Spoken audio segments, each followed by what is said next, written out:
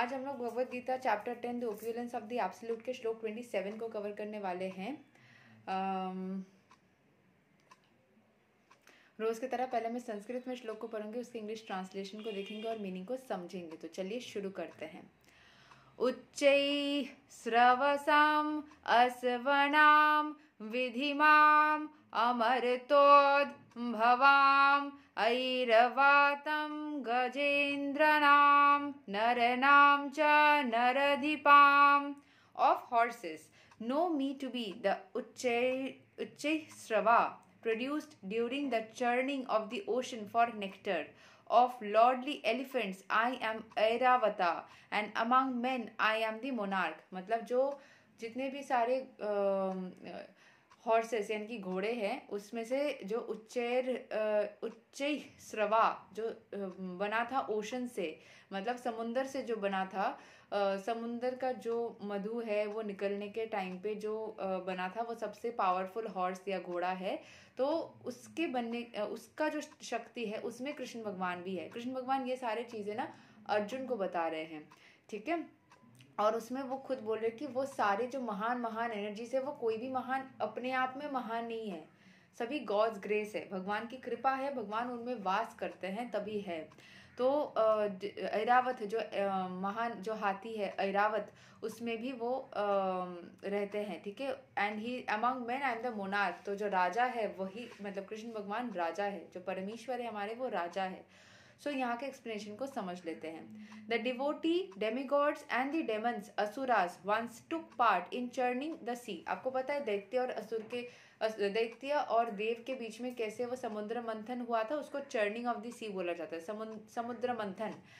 From this churning nectar and poison were produced. Nectar यानी कि अमृत, तो वो अमृत जब बना था तब एक घोड़ा बना था जिसका नाम है उच्चै स्रवा।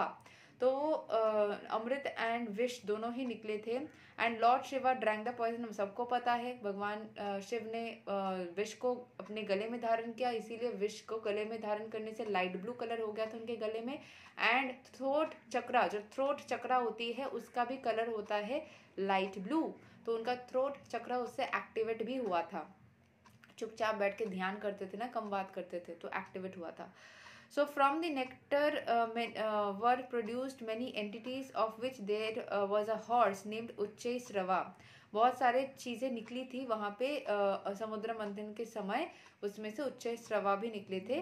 Another animal produced from the nectar यानी अमृत से ऐरावत भी बना था। Because these two animals were produced from nectar, क्योंकि ये दोनों ही जीव हमारे अमृत से बने थे, इसीलिए उनको ज़्यादा महत्व दिया जा रहा है। ऐरावत एंड उच्चै स्रवा जो दो जीव है, जो एनिमल है, वो कृष्ण भगवान उनको ज़्यादा महत्व दे रहे या बोल रहे हैं कि उनमें वो वास करते हैं, क्योंकि वो अमृत से बने हुए जीव है। Amongst the human beings, the king is the representative of Krishna because Krishna is the maintainer of the universe. राजा का काम होता है प्रजा का देखभाल करना, कृष्ण का भी काम है सबका देखभाल करना, भगवान का काम है सबका देखभाल करना।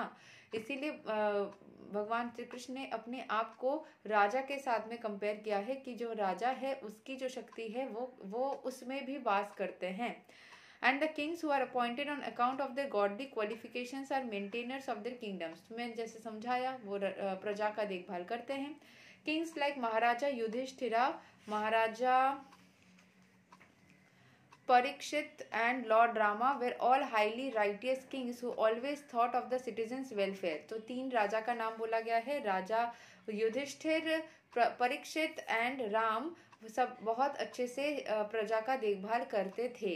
इन Vedic literature the king is considered to be the representative of God. Vedic literature में वेदास के हिसाब से राजा को ही भगवान का स्वरूप माना गया, भगवान का मैसेंजर या दूत माना गया है।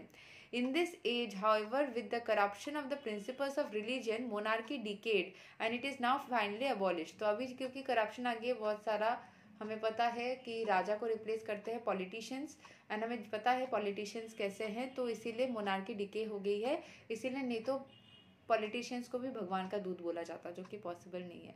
Good morning.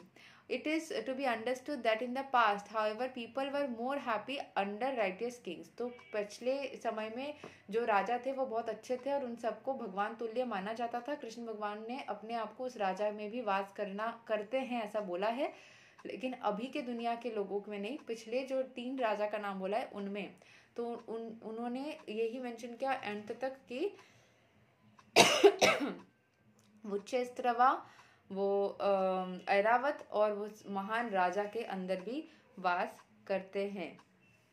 ठीक है, चलिए यही तक था श्लोक number 27 of Bhagavad Gita chapter 10।